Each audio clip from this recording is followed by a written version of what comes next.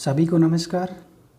My self doctor Mohan Bhakar, assistant professor in botany from government girls college Taranagar. आज हम पढ़ेंगे BSc second year botany paper first का syllabus का introduction. Paper first है taxonomy and embryology of angiosperm.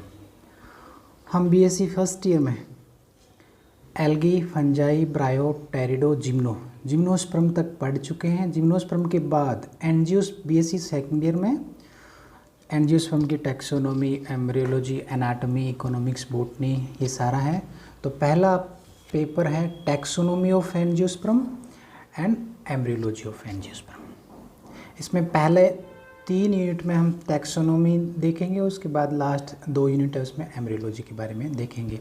पूरा angiosperm के बारे में है। तो यूनिट फर्स्ट है herbarium technique, important herbaria. Herbarium में हम क्या है कि फिक्स साइज की एक सीट होती है, इसका साइज़ 28 × 41 सेंटीमीटर के आसपास होता है। उसमें हम प्लांट को ड्राई करके हम उसको स्टोर करते हैं, उसका भंडारण करते हैं। उसमें सूचनाओं का हम लिख के हम सूचनाओं को अंकन करके फिर उसका हम स्टोर करते हैं ताकि सभी प्लांट का एक स्पेसिमेन तैयार हो सके। तो ये टेक्निक हर्बेरियम टेक्निक कहलाती है। इसके लिए हमें कौन कौन सी इक्विपमेंट चाहिए, क्या क्या प्रोसेस होती है, क्या क्या सावधानियां होती हैं, और इंडिया में कौन कौन से इम्पोर्टेंट हर्बेरिया हैं, ये हम देखेंगे। इसके बाद botanical garden of India. Herbarium में हम प्लांट को ड्राई करके फिर उसको हम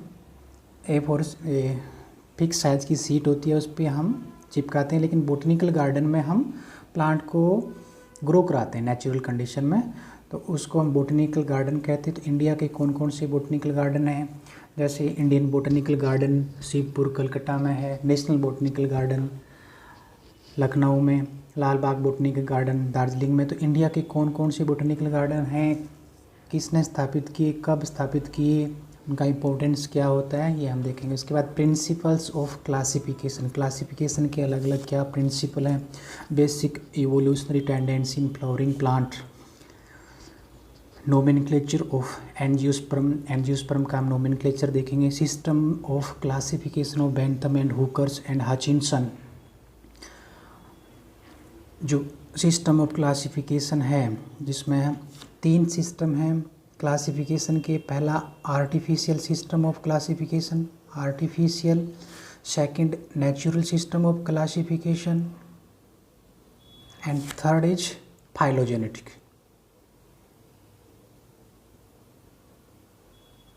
आर्टिफिशियल सिस्टम ऑफ क्लासिफिकेशन, जब प्लांट का क्लासिफिकेशन 1 या 2 कैरेक्टर के बेस पे होता है तो इस प्रकार का system artificial system of classification कहलाता है।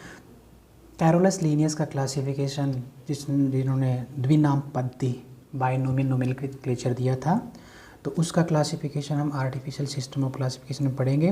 उन्होंने प्लांट को क्लासिफाइड किया था on the basis of number of स्टेमन and arrangement of स्टेमन। स्टेमन कितने हैं, उनका अरेंजमेंट कैसा है। और उसके बाद नेचुरल सिस्टम ऑफ क्लासिफिकेशन में क्या होता है कि मैक्सिमम पॉसिबल करेक्टर्स को देखा जाता है कि जितने पॉसिबल हो 8-10 करेक्टर्स, उन करेक्टर्स के बेस पे क्लासिफिकेशन होता है। इनके अलावा उन प्लांट की नेचुरल एफिनिटी भी देखी जाती है कि दो प्लांट को हम एक ग्रुप में रख रहे हैं तो उनके बीच में कुछ नेचुरल एफिनिटी भी होनी चाहिए। तो ये system natural system of classification कहलाता है। बेंथम हुकर का क्लासिफिकेशन नेचुरल सिस्टम पर आधारित है। और इंडिया के जितने भी बोटेनिकल गार्डन हैं, जितने भी हर्बेरिया हैं, सारे बेंथम एंड हुकर क्लासिफिकेशन के अकॉर्डिंग सेट हैं। तो बेंथम एंड हुकर क्लासिफिकेशन, जितने हम फैमिली पढ़ेंगे उनका क्लासिफिकेशन हम बेंथम एंड हुकर के अनुसार देखेंगे। और इसके बाद फाइलोजेनेटिक सिस्टम, जिसमें हम फाइलोजेनी को देखा जाए, जिसमें इवोल्यूशन को देखा जाए, तो इस प्रकार का सिस्टम या इस प्रकार का जो क्लासिफिकेशन का बेस है वो फाइलोजेनेटिक कहलाता है। 1859 में जब डार्विन ने ओरिजिन ऑफ स्पीसीज़ दिया, ओरिजिन ऑफ स्पीसीज़ की ओरिजिन में इवोल्यूशन का उन्होंने इम्पोर्टेंस बताया। उसके बाद प्लांट के क्लासिफिकेशन में भी इवोल्यूशन की इम्पोर्टेंस देखी गई कि प्लांट का क्लासिफिकेशन में भी बिना इवोल्यूशन के प्लांट का क्लासिफिकेशन उसके बाद ये माना गया कि प्लांट के क्लासिफिकेशन में भी इवोल्यूशन का भी महत्वपूर्ण फैक्टर है, और उसके बाद के जितने भी क्लासिफिकेशन सिस्टम है उनमें इवोल्यूशन फाइलोजेनेटिक को मेंशन किया गया। हचिनसन का क्लासिफिकेशन फाइलोजेनेटिक बेस पे है। इनके अलावा हम ICBN के बारे में देखेंगे। ICBN,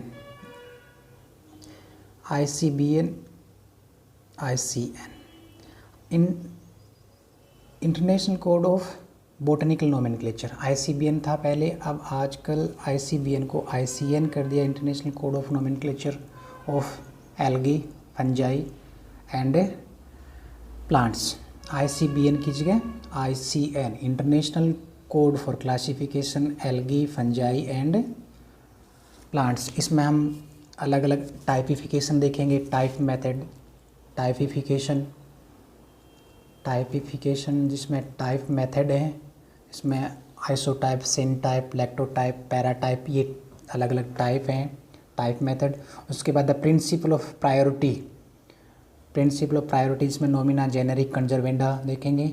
name of families, genera, species की फैमिलीज़ के नाम कैसे होंगे, जेनेरा के नाम कैसे होंगे, स्पीसीज के नाम कैसे होंगे, ये सारे ICN के कोड हैं कि कैसे हम फैमिली का नाम रखना है, कैसे जेनेरा का नाम रखना है, कैसे स्पीसीज का नाम रखना है।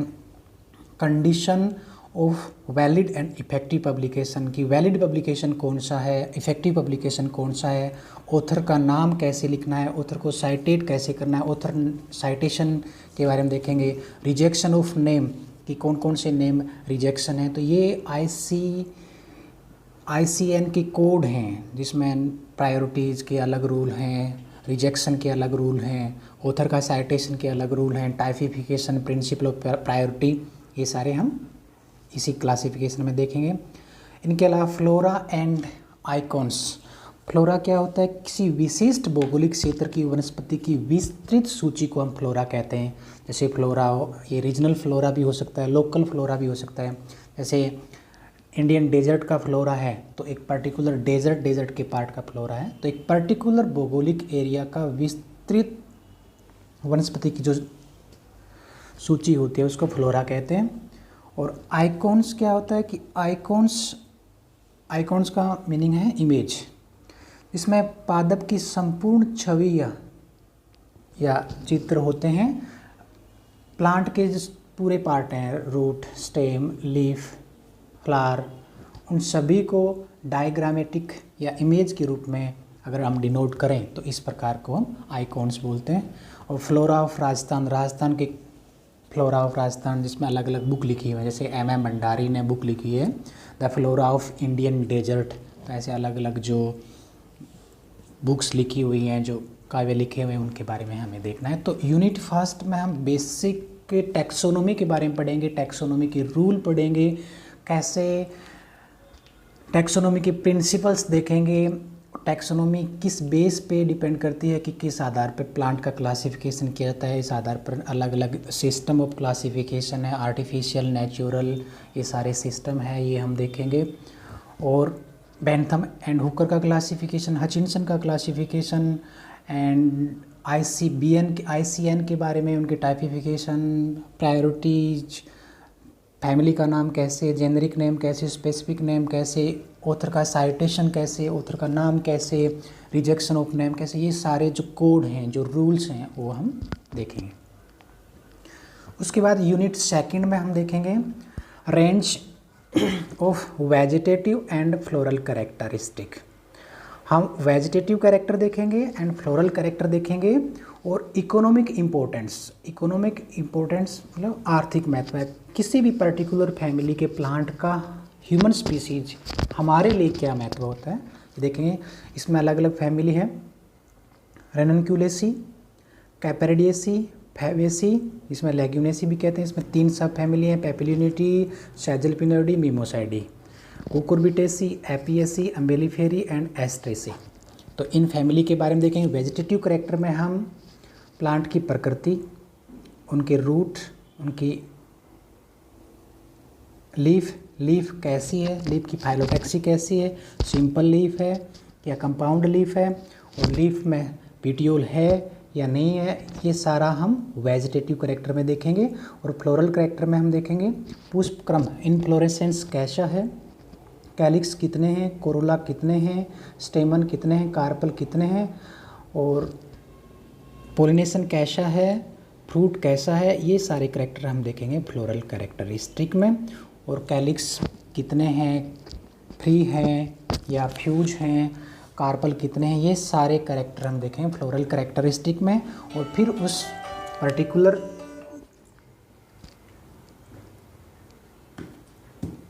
फैमिली का आर्थिक महत्व देखेंगे। इसमें हम ग्रैनुलोकेसी फैमिली, कैपेरेडियसी, फैबेसी, फैबेसी को ही लेग्यूमिनेसी बोलते हैं। इसमें 3 सब फैमिली हैं। पैपिलिनिटी जिसको मटर फैमिली बोलते हैं, पाइसम सेटाइम, सैजलपिनोडी इसको कैसिया फिस्टुला फैमिली बोलते हैं, अमलतास फैमिली, मीमोसाइडी इसमें अकेसिया नाइलोटिका, प्रोसोपिस सिंद्रेरिया ये आते हैं। कुकुरबिटेसी ये ककड़ी फैमिली है, इसमें ककड़ी, खीरा ये सारे। एपियसी ये मसाला फैमिली है। एस्ट्रेसी में सनफ्लावर, सूर्यमुखी ये बहुत इंपॉर्टेंट फैमिली है, एस्ट्रेसी।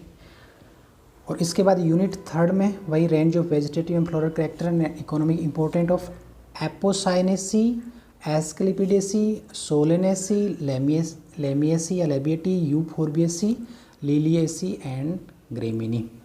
एपोसाइनेसी मैनेरियम इंडिकम या सदाबहार, एलियंथस एनुअस ये फैमिली है। एस्क्लेपिडेसी आग फैमिली है। सोलेनेसी में सोलेनम ट्यूबरोसम, आलू, बैंगन, ये मिर्च, भिंडी ये सारे, टमाटर ये सारे इस फैमिली में आते हैं। लेमिएसी या लेबिएटी में तुलसी, ओसिमम सैक्टम फैमिली है। यूफोर्बिएसी, रिसिनस कम्युनस अरंडी ये फैमिली है। लिलिएसी प्याज फैमिली है। ओलियम सेटाइवम प्याज, लहसुन। पोएसी इसमें टिटिकम एस्टियम, बाजरा ये सारे जितने भी घास हैं ये सारे। Liliaceae and Poaceae 2 monocot family हैं। ये दो लिलिएसी एंड पोएसी ये 2 फैमिली कौन सी हैं, मोनोकोट। एक बीज पत्री फैमिली है, बाकी सारी फैमिली द्विबीजपत्री हैं। और Apocynaceae, Asclepiadaceae, Solanaceae, Labiatae, Euphorbiaceae, तो ये फैमिली ये टोटल 15-16 के आसपास फैमिली हैं। ये आपके सिलेबस में है। इनके आपको वेजिटेटिव कैरेक्टर देखना है, फ्लोरल कैरेक्टर देखना है और इकोनॉमिक इंपॉर्टेंट देखना है कि हमारे लिए इनका क्या इकोनॉमिक इंपॉर्टेंट है। ये टैक्सोनोमी ऑफ एंजियोस्पर्म है। इसके अलावा जो नेक्स्ट 2 यूनिट हैं उसमें हम देखेंगे एम्ब्रियोलॉजी ऑफ एंजियोस्पर्म। तो इसमें स्ट्रक्चर ऑफ स्टेमन, जो फ्लावर में जो मेल पार्ट होता है तो स्टेमन, तो उसमें एंथर होता है। एंथर की स्ट्रक्चर देखेंगे। एंथर के अंदर माइक्रोस्पोरोजेनेसिस होता है, कैसे एंथर के अंदर पोलन ग्रेन का निर्माण होता है ये हम देखेंगे। और उसके बाद पोलन पिस्टल इंटरेक्शन देखेंगे कि पोलन ग्रेन का पिस्टल के साथ कैसे इंटरेक्शन होता है। इसके अलावा सेल्फ इनकॉम्पैटिबिलिटी, सब अनिश्चितता होती है। कुछ वाइबल्स मेल गैमीट और वाइबल फीमेल गैमीट जब आपस में फर्टिलाइज करते हैं तो उसके बाद भी सीड का फॉर्मेशन नहीं होता, एम्ब्रियो का फॉर्मेशन नहीं होता, तो इसको बोलते हैं इनकॉम्पैटिबिलिटी। तो इनके पीछे अलग अलग टाइप के रीजन हो सकते हैं। ये स्पोरोफिटिक सेल्फ इनकॉम्पैटिबिलिटी हो सकती है, गैमेटोफिटिक सेल्फ इनकॉम्पैटिबिलिटी हो सकती है, हेटेरोमॉर्फिक सेल्फ इनकॉम्पैटिबिलिटी हो सकती है। अलग अलग रीजन हो सकते हैं, ये हम सारे देखेंगे। उसके बाद माइक्रोस्पोरोजेनेसिस की process, structure and germination of pollen grain. Pollen grain हैं जो माइक्रोस्पोर हैं उनका स्ट्रक्चर क्या है, उनके कितने अपर्चर हैं, कितने छिद्र हैं, कैसा उनका एक्साइन कैसे, इंटाइन कैसी है, उसका जर्मिनेशन कैसे होता है, कैसे पोलन ट्यूब का निर्माण होता है, कैसे वेजिटेटिव सेल, कैसे generative cell, vegetative nucleus, generative nucleus, कैसे गैमिट, मेल गैमिट, ये पूरा प्रोसेस जो पोलन ट्यूब बनती है वही मेल गैमेटोफाइट होता है, तो उनकी पूरी प्रोसेस देखेंगे। उसके बाद मेगास्पोरोजेनेसिस, मेगास्पोर का फॉर्मेशन कैसे होता है, और टाइप ऑफ ओव्यूल्स, ऑर्थोट्रोप्स, एनाट्रोप्स टाइप के ओव्यूल होते हैं कि और इनके अलावा भी अलग अलग टाइप्स होते हैं वो देखेंगे। Development and type of embryo sac, megaspore का डेवलपमेंट होगा तो एम्ब्रियोसैक बनेगा। एम्ब्रियोसैक